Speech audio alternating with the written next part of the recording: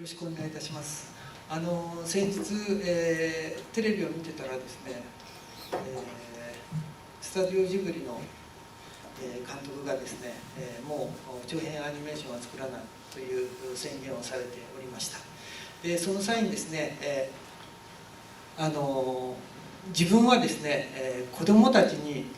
この世は生きるに値する世界なのだ、それを教えたい、だから長編アニメーションを作ってきたということをおっしゃられておりました。で僕はですね、この世は生きるに値する世界なのかどうか、その言葉を聞いて非常に迷いました。今も答えを見つけ出せないでいます。長老はですね、この世界、この世はですね、生きるに値する世界だと思われますか？仏教は下脱しなさいって言ってるんだからねこの世に火事があったら下脱する必要ないでしょ。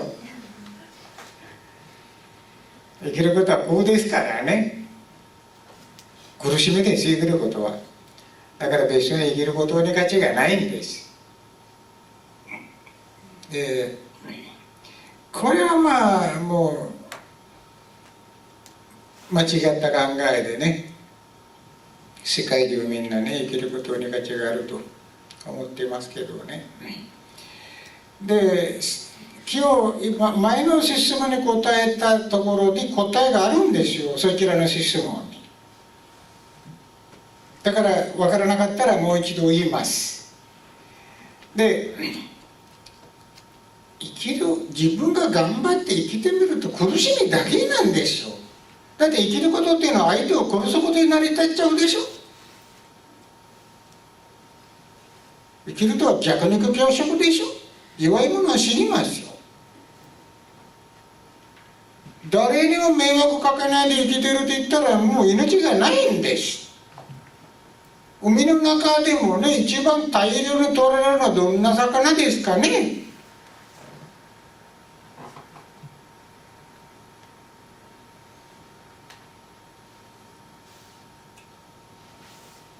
だから誰にも迷惑かかないでね、まあただもう例えば豚にしたってもね、もう3番食べて何でもいいんだからね、捨てたものを食べているんですけど、またそういう人を食べるんだか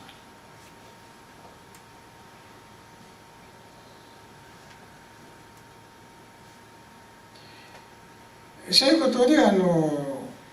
私はこのテレビで見てますけど、本当にこの誰にも迷惑かけないで生きてる魚たちが大量に取られちゃうんですね。もう何でしたっけ、もうイワシやらいろいろね。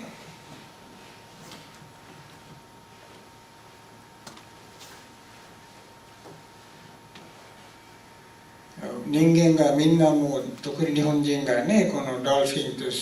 何でしたっけ、イルカでしたっけ、水分好きでしょ、かわいいかわいいと。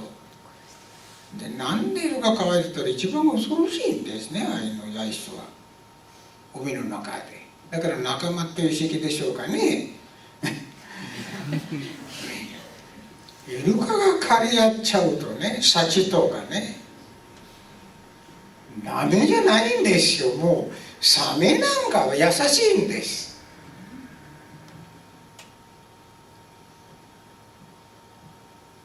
サメがそんな凶暴じゃないんです。シャチほど。シャチが持って海の中で渦をそくって全部大量の魚を麻痺させちゃって、みんなパクパクパクパクパクって飲み込んじゃうんですね。もうグループで1トンぐらい食べちゃいますよ。で小さな魚たちがいろんな工夫するんで身を守るために。でもやられちゃいますね。だから視線法則っていうのはそういう恐ろしい逆肉強食法則で成り立っていますね。だから我々はこの植物連鎖の一番上にいるということは一番恐ろしい存在ということなんですね。でライオンは獲物以外のものは殺しませんね。人間は獲物になるものをものすごく殺してるでしょう。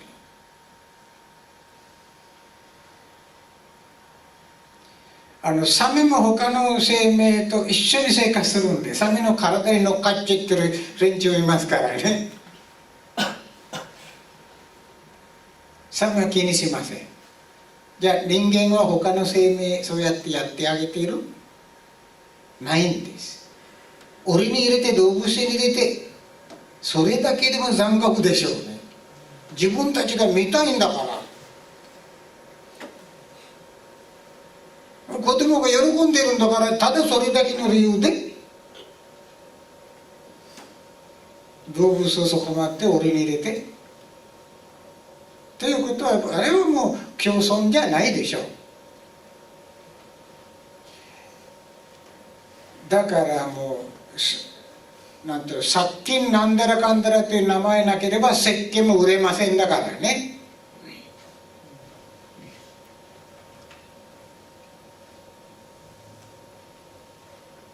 食器洗う洗剤もでっかいもう完璧に殺菌はもう 99.999 殺してくれるそうとかね、もう書いてあげればそこばっかし買っちゃうんだから、もうキムチのする者っていうのはもうキリがないんです。はい、そういうことで我々はもう植物センサーの一番上に立っているんですね。だからそれは事実でしょうね。だから事実書けばいいということなんですね。なんで嘘書くんですかね。生きることに意味があるんだそうとかね。はい、そこまではあまり面白くない話で、聞きたくない話ですね。殺す人は自分が悪いことやっていると言われてほしくないんだから。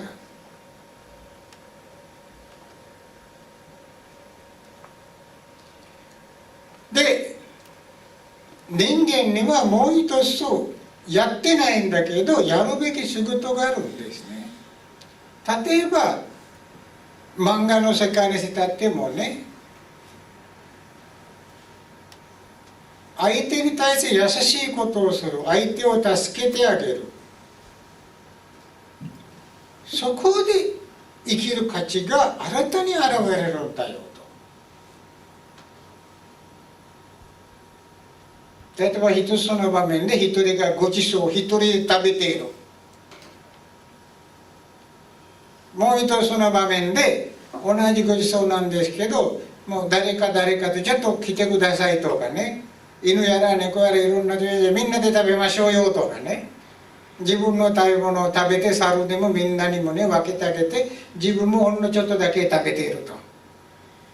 そうなってくると同じ量の食べ物であっても一人が独り占めにして「くっちくるくるなよ」とかね、檻もすくって猿やら犬やら入らないように一人で食べることと、檻を破ってじゃあみんな来てちょうだいよと。で自分がバナナを食べようとするとこちらから猿が降りてきてそれ半分ちょびっと食べたりする場面だったら、そちらに美しみがあると、そちらに生きる価値があるんだという漫画はいくらでも描けられますよ。だからストーリーはいくらでもたくさんありますからね、今思い浮かんだことを言っただけで、だから自分持ってる能力全て他人に幸せを与えるために使う場合は生きることが美しいんです。能力っていうのはいろいろですからね。ただ体かっこいいっていうことも一つの能力なんです、仏教から見れば。目の色がすごく可愛いと、宝石みたいんだと、宝石みたくように見える目があったらそれも一つの能力なんですよ。別に粗大な能力じゃないんだけど持ってきたものでしょうね。それさえも他の人々に役に立つように使う。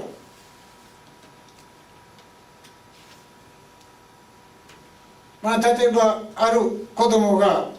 すごくしゃべるのは上手、何でもすごく面白おかしく冗談にしてふざけてしゃべっちゃうとかね、それ一つの能力なんですね。口が達者で、何言おうとも何か冗談で言うと、はい、その人がそれを誰か喧嘩するところに割り込んできて、何か冗談言って2人ともバカにしちゃって、そこで仲直りするとかね、なんか知らないうちにもうどうしようもなく喧嘩忘れちゃって笑っているとかね、はい、そういうふうに我々は持っている能力、持って生まれた能力、それから生まれてから身についた能力、あらゆるものは他の生命を破壊するためではなくて、他の生命を応援するために使う場合は、生きることが美しくなるんです。それしない限りは生きることっていうのは恐ろしい弱肉強食そのままなんです。質問の中身では、他の生命と同じく人間も生きてるんだとか、生きてることは美しいやという態度なんですね。それがないんですよ。そんな美しい世界じゃないんです。調べれば調べるほど残酷なんですね。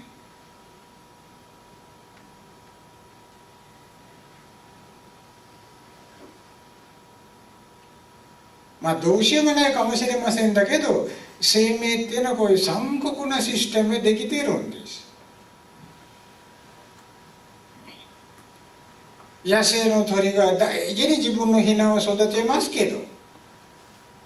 そこで蛇が来て、だから鳥がね、枝の上に巣を作るんだけど、残酷ですね。蛇が木を登れるんだから、足もないくせに。細い枝にも行けるんだから、どうしますかね。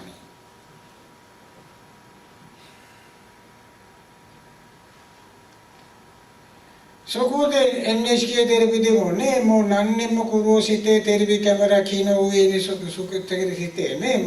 こういうもう絶滅状態になっているこのワシやらいろんな動物がもうやっとヒナが庭が出ましたよと喜んでやってますけど、あのヒナ庭を育てるためにどれくらい他の動物を殺してるんですかね、もう母鳥は。殺しては持ってくる、殺しては持ってくる。で、殺される側にとってみればえらい迷惑でしょうね。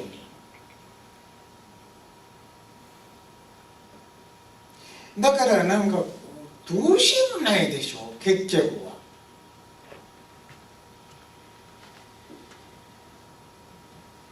人間がもう豊かで贅沢に生きられるようになったっていうことは、地球そのものを破壊することになってるでし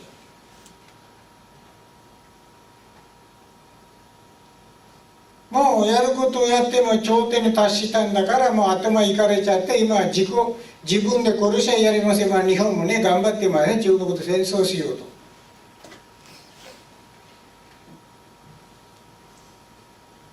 あれやらせですけど、この頭が悪いんだけどすぐ乗っているんですね。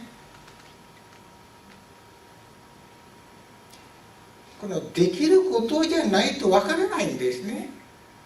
えらい態度、凶暴な態度でペラペラ喋ってるんです、テレビで。だからそれはもうみんな知っていますから、世界中。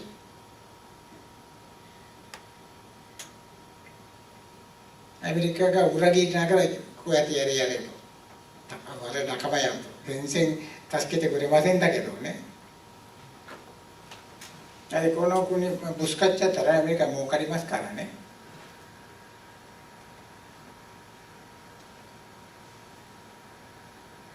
アメリカにとってみれば日本を全面的に潰してやるというね、友達の国は潰す、裏切るということはアメリカのやり方だからね。だからやられるんだと思いますけどね。とにかく次に残っているのは日本人の幸せ頂点に立ったんだからね、次は戦争することやと。だからもう根本的な恐ろしさっていうのはね、消えてないんですね。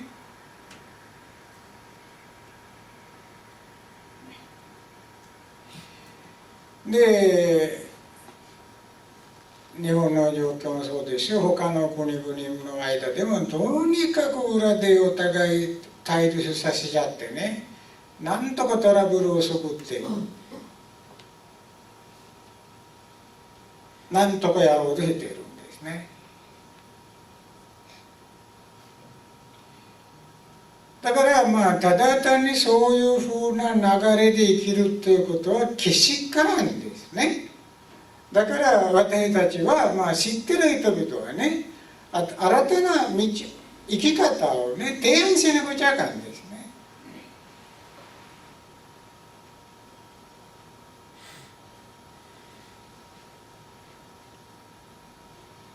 なんかちっちゃな女の子の間でね、もう気持ち悪いぐらいアンパンマンが人気あるんですね。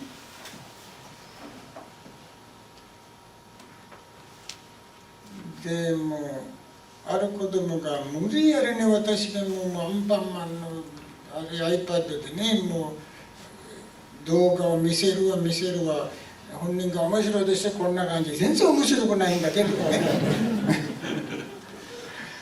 だから相手はちっちゃな子供だからどうしような、面白いねとかね、なんかもうなんとか言いますけどね。で私はあえてアンパンマンよりはバイキンマンの方がなんかかっこいいなとかね、歯がでっかくてかわいい、違いますよと怒られるんですよ私はいえ、なんと言ったってほら見てこの歯はね結構かっこいいよとかでやっぱり女の子だからたちだからね、アンパンマンは人を助けてあげてるんだと、それでよく喜んでるんですね。で結局その中でも漫画見たら戦いなんですね。アメリカの思考そのものが正義の味方になってもう殺してやりましょうと。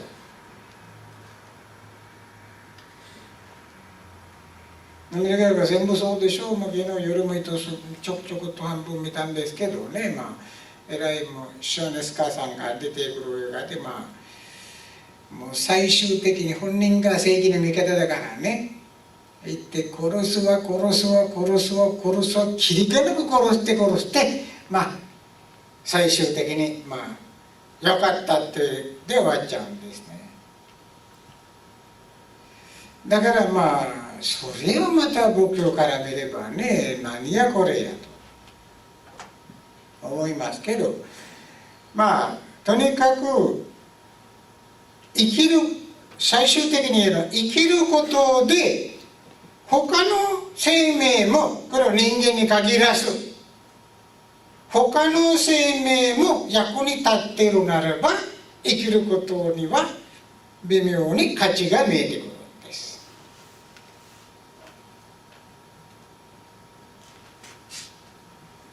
だから子供におっぱいあげている、例えば鹿であろうともね、鹿のお母さんが子供4匹産んでおっぱいあげてるんですね。そうすると鹿のお母さんが必死になってもう草を食べていてもう食べてる途中ついでに人の何か育ててる植物を食っちゃったかもしれませんだけど、でも何となくしょうがないと、おっぱいあげなくちゃいけないんだから4匹を育てているんだから。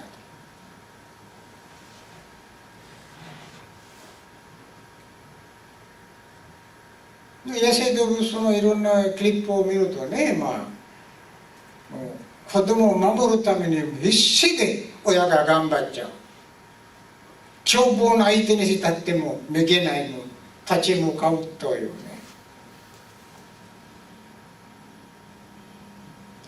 はい、そちらになんか微妙に頑張らなくちゃと価値が見えるんですよ。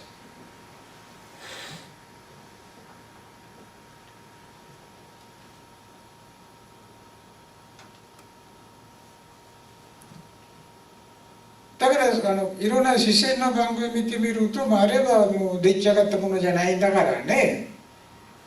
でクマが来るともう決してねのお母さんがね、普通は殺されますけど怖いんだけど、子供がいるならばちゃんと向かっていくんですね。子供がいるところに行こうかなって言ったら、母親がさっさと別なところにいて、そちらで吠えたりして、もうクマさんをもういじっちゃうんですね。あえてわさわさバカにするんです。それとクマがなんだこいつはとそちらに走っちゃうんですね。走っちゃうともうお母さんがなんとかごまかしをやって、また子供の方行って子供を守ってあげたりで、クマは別の方に行っちゃったんですね。だからあれも命かけなんですけどね。もしかすると殺されちゃったら子供たちにおっぱいあげるとなくなっちゃいますけど、やっぱりあの時間で子育てる時間で生きる価値が成り立っているんですね。